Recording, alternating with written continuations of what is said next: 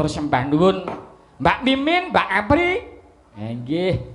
Nah, Nggih, Mas Petro. nggih. Tasih renyah Mas Petro. Kowe nggih. Nah, ya disambut kanggo njumenengke Mbak Apri karo Mbak Mimin. Ha sore-sore padang bulan. Ayo kanca padha dolanan.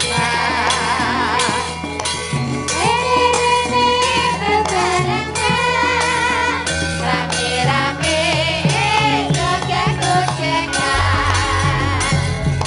Naik-naik rembulan. Ayo Yen disawah kok gawe apik. Kaya-kaya nyelengake kanca kabeh aja turu sore-sore. ngetuk Asale saka tela apa ngantuk iku tanggane apa? ngetuk Asale saka tela yen ra mentuk. atine rada gelap. Ayo Aja ngono Mas. Coba, Mas. Aja ngono. Kadung janji aku mangkok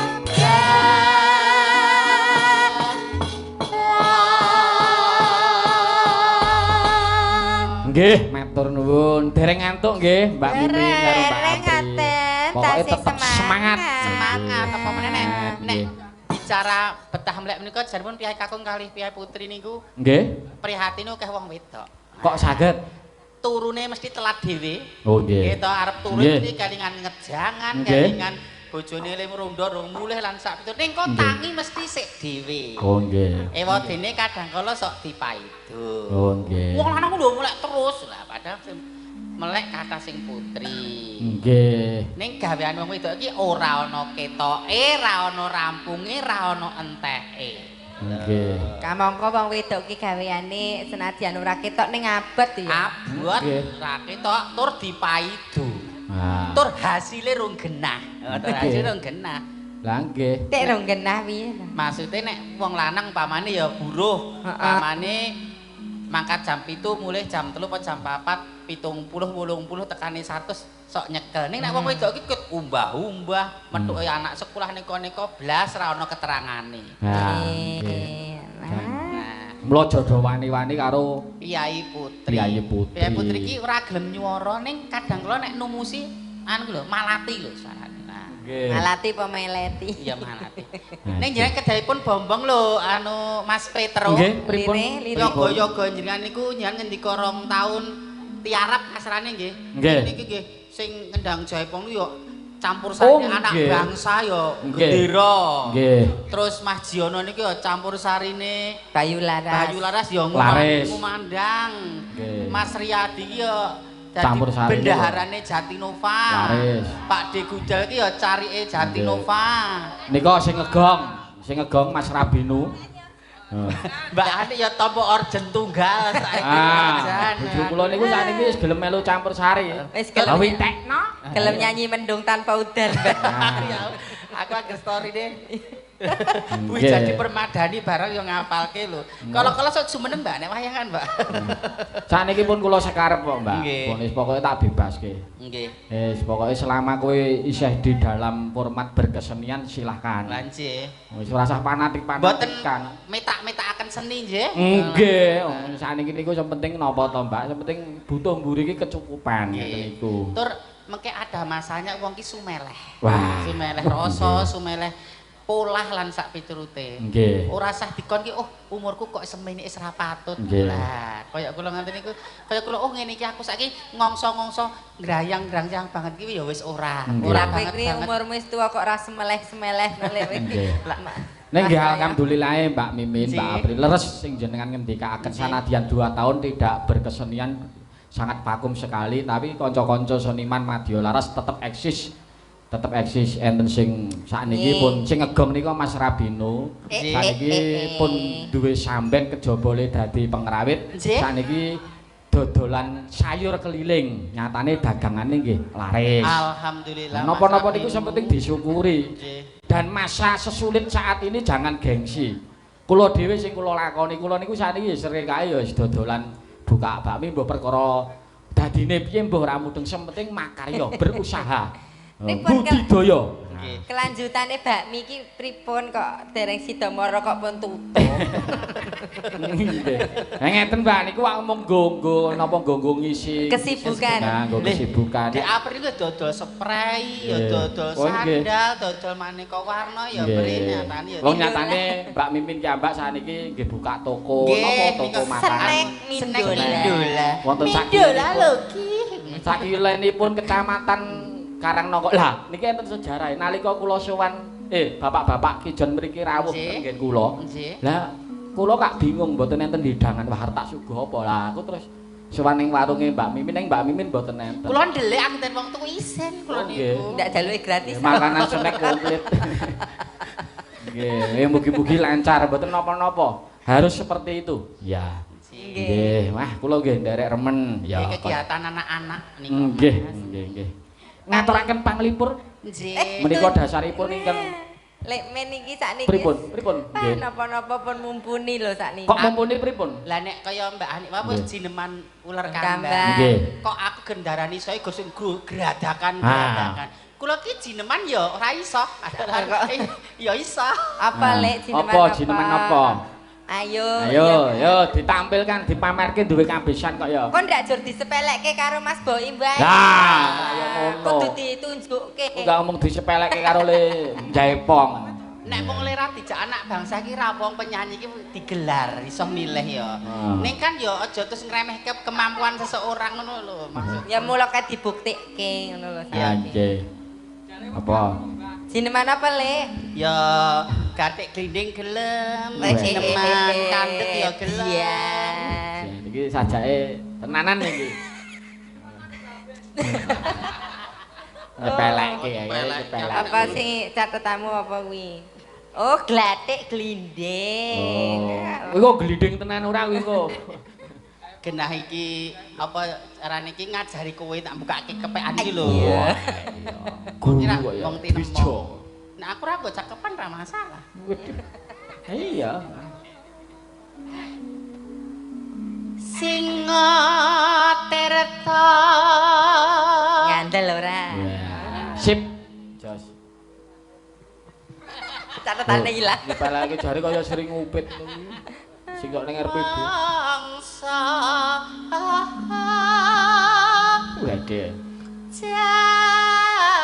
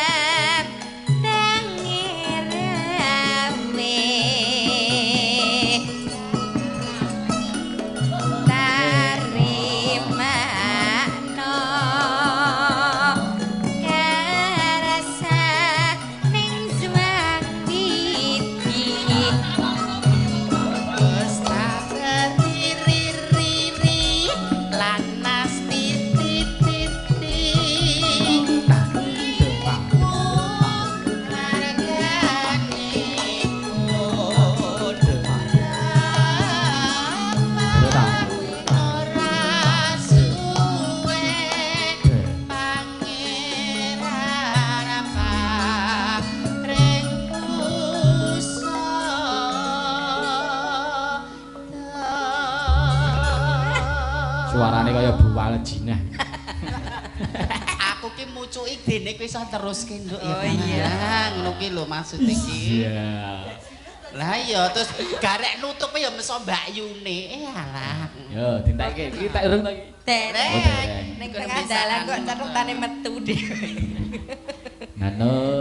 Antuk daya ya. Bruhing rasa rasa mulia takkan dimung karne karsali lalat kewasu kaing griyatan nasu wala kanana rasa sumalang kang ceket ginawe padang cinaket naing mawenang sawenang wenang antulus sinambalan nabali sinimpen telenging ati manambah siang ratri sarono anto absami meh bae ayo cahya katri Lah ya mosok kaya aku. Katri.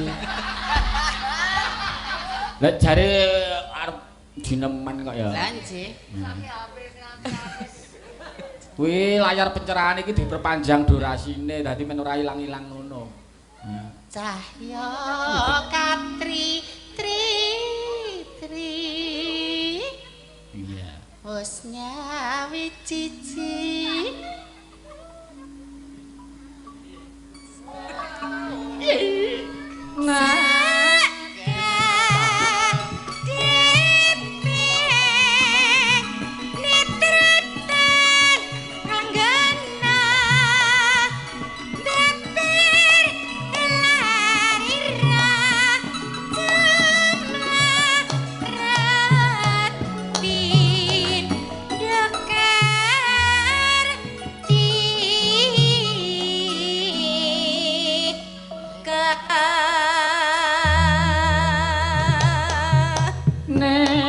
Nonen. Wah, iki. biar gebyar Sri Komanya Katya kanca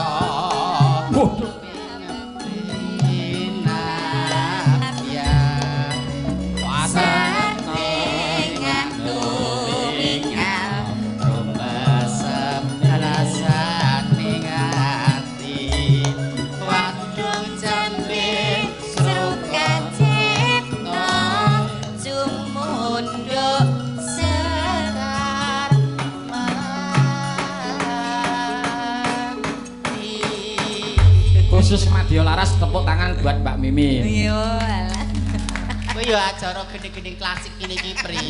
Ayo. Iya. Regadakan kan pas limbukan mau gara-gara iki kan ya wis mat-matan.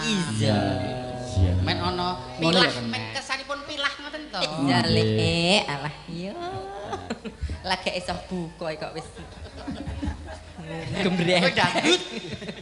Angge mboten napa-napa. Alon-alon. Berkembang kok ngeten niku kok. Sithik mboko sithik. Lho bareng glathik glinding diungelke ya. Nah, niku ngeten. Wah, wis iki. Nah, imung. alah Yo Panduk. yo ngatemi lengser kok yo ganti ya Rok. Nah, ngono. Lu ngono ae.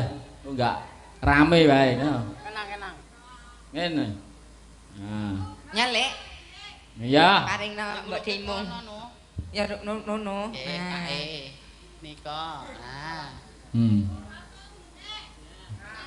Ya wis sah ya. Wis. Nah. Ya.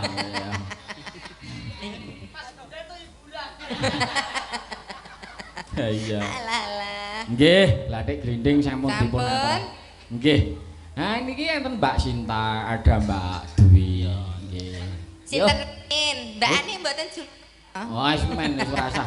Kuwi kok nek kon ngadeg mung foto-foto wae malah ya. Monggo nduk duwi sik ya ra. Yo nduk duwi. Ya, nduk duwi. Apa? Oh, tasih wonten pamundutan. Oh nggih. Tragenan. Oh nggih. Kok lali janjine napa? Lali janjine. Oh nggih iki pamundutan Pak Bagong Darmono ngersake lali janjine kala wau ya. Oh nggih. Saking sinten nggih wau? Lali kula. Oh nggih, nggih. Lali janjine. Oh nggih. Mboten apa-apa lali janjine. Nggih. Mas Eko aman ya Mas Eko? Nggih. Yo. Nganggo ketipung dangdut cik. Aman ra. Tang tang tung tang. Aman ya lali janjine ya Mas Eko visual. Kopi rek Oh, ra. aman. Kopi rek. Oh iya, aman. Aman kursi. Yang penting anggar ora muncul tanda abang ngono ki aman, anggar ijo ngono ki tetep aman. Ayo. Sing penting kursine Mas Eko ki bakoh. Iya. Monggo. Monggo masuk ibu. Monggo.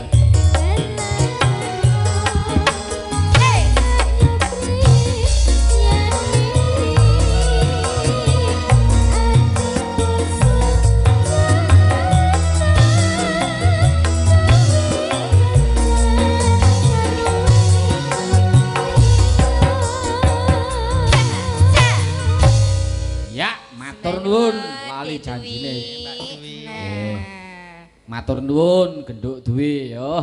Saiki ganti Mbak Sinta ganti. Mbak Sinta.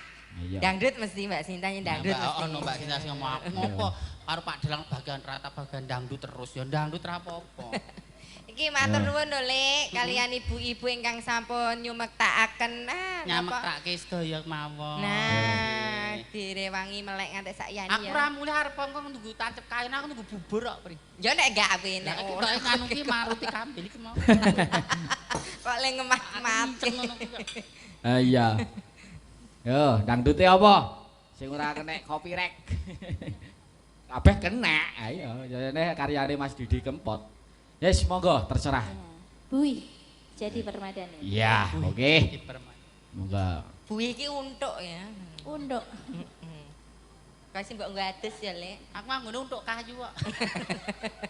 Untuk kayu. Ora untuk sabun kok. Iya. Monggo bersama Mas Soki, Bu. Yo, Mas Sokip.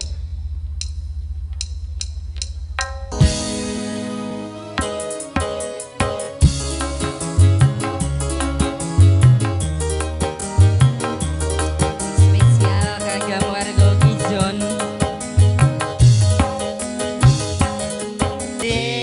Iki kok mboten krasa wis jam tengah 3 punjul. Seneng kok. Nggih, niki nyuwun pangapunten sing seneng-seneng kula sigek sawetara. Kula tak neruske lakon kok bubare gak kepadangan. Mugi-mugi lancar ngantos tancep kaya. Menawi wonten lepat kula anggenipun gegojekan nyuwun pangapunten. Nggih, lancar sedayanipun. Amin amin, sembah nuwun. Nggih, ayo Swendoro.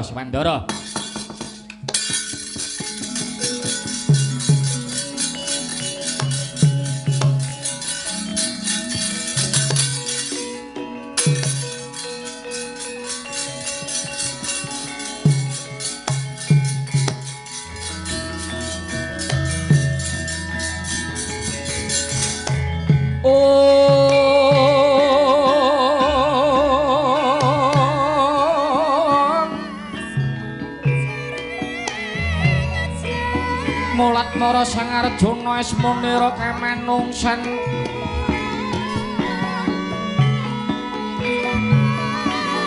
kasrepating ing mungsune ran padha kadang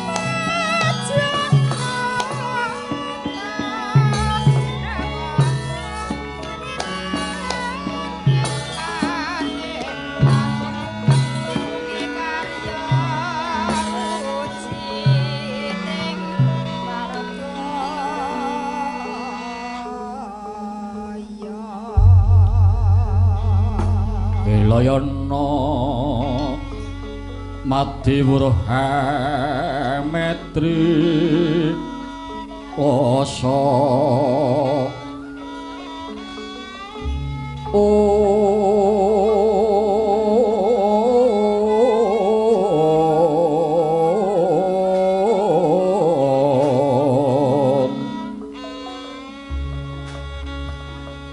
Manglono mangabetira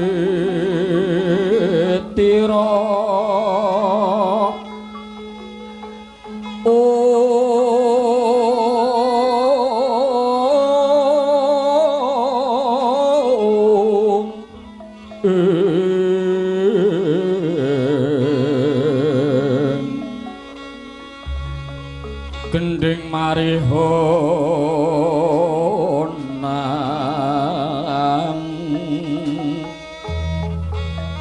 tapane si Jaka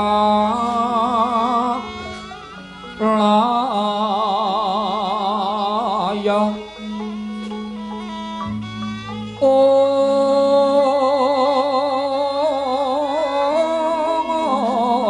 leradet ya mandra kene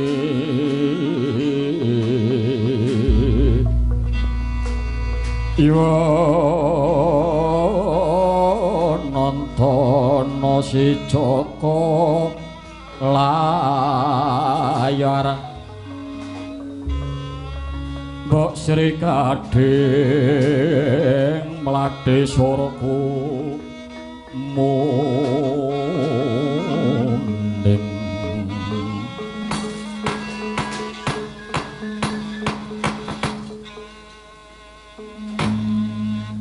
menawa tawas padhake ingkang praptana madyaning wana Tribasara ora panggih kaya kadang kuenom Yayi Wisanggeni ora mengkota Yayi Wisanggeni sapraptamu padha winantu karaharjan tekamu ning alas Tribasara kene Yayi. Iya. Kakang Abimanyu Raharja Praptaku ora ana alangan sawiji apa. Ora mengkoto Kakang Semar Badranaya wonten dawuh jebul tinemune praptane Yayi Wisanggeni ora ngemungake ijen malah nganti dene para kadang mligine Kakang Antasena. Nggih monggo kula aturi ndangu Ki Ambak Gus. Nur mangke to Kakang Antasena sami manggih wilujeng rawuhipun wonten ing papan mriki. Ya. Yayi Abimanyu kadangipun Kakang Yayi Raharja Praptaku ana papan kene ora ana alangan sawiji apa.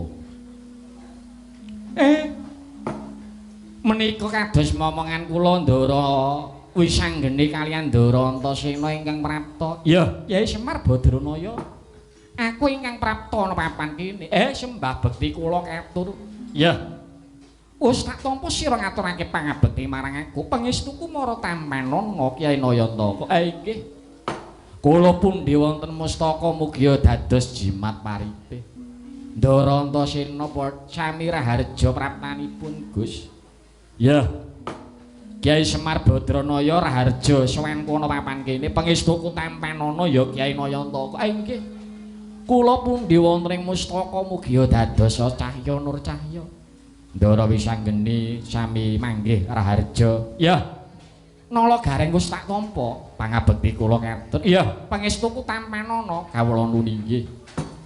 Ndara Antasena pangabekti kula kunjuk den ya Petruk Kantong Bolong wis tak tampa sira ngaturake bekti marang aku. Kados pundi Gus? Nalika semanten ndika Ndara Wisanggeni nganti den dhateng para kadang putra pranakan Pandhawa. Klebet Ndara Gathut, Ndara Antarja miwah Ndara Antasena. Kasuwun sowan wonten ing negari Ndarawati sedya badhe boyong kang sarta nyuwun sanjata pitulungan dhateng awakmu ing Ndarawati sinuwun Sri Bathara Kresna menapa sampun pikantuk piwangsulan saking ingkang sinuwun ing Ndarawati. Ya. Ngene ya Kakang Kyai Semar Badranaya kalawan Kakang Angkawijaya uga Kakang Abimanyu ndadekno sumurupmu. Bubar wae aku lan sakadang kabeh uga nganti kalawan anakmu si Petruk kalawan Bagong sowan ngabiyantara ana ngarsane Siwa ing Ndarawati jumbuh apa ingkang didhawuhake dening Kakang Angkawijaya duk nalika semana. Dene Kakang Abimanyu njaluk pitulungan kelawan aku supaya ngripih dene Siwa ing Ndarawati kinen supaya minangka dadi lantaran tumuruning kanugrahan ingkang agung ingkang winastan Wahyu Keprabon ya Wahyu Garuda Kencana. Saka dawing Jawata Wahyu Garuda Kencana bakal sembada tumurun ana Marcapada nanging ana syarat-saranane ya kuwi kanthi lantaran Nalendra ingkang minangka dadi titising Sang Hyang Bathara Wisnu nanging ndadekno sumurupmu Kakang. Sapraptaku ana negara Ndarawati nalika semana aku utusan kelawan si Petruk Kantong Bolong jebul tinemune Siwa ing Ndarawati ora kepareng ndak boyong ana papan kene ya jalaran nalika semana Siwa Ndarawati wis mituruti apa kang dadi panyuwune kadangku saka ing Prajutresna ya Kakang Setija. Dene Kakang Bama Narakasura uga bakal kepengin ngadhong tumuruning kanugrahan ingkang aran Wahyu Garuda Kencana. Mula kang saka iku dadi cethane dina iki uga apa kang dadi sedyane Kakang Angkawijaya ingkang paring dawuh kelawan aku lan sakadang ingkang supaya nyuwun sanjata pitulungan kelawan Siwa Ndarawati bebasan cabar tanpa karya ora ana hasile kang sarta ora ana pambegane kang sarta aku sakadang ora bisa mboyong si Wandarawati tak aturake ana ngarsane Kakang Angkawijaya.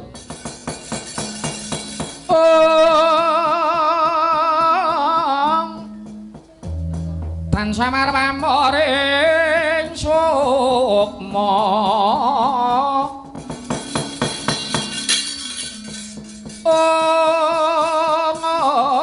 sinukmaya winaya ing sabisine pentelenging kalbu pambukaning warana tarlen liup layabing aluyup benda pecating sobana sumusuping rasa jati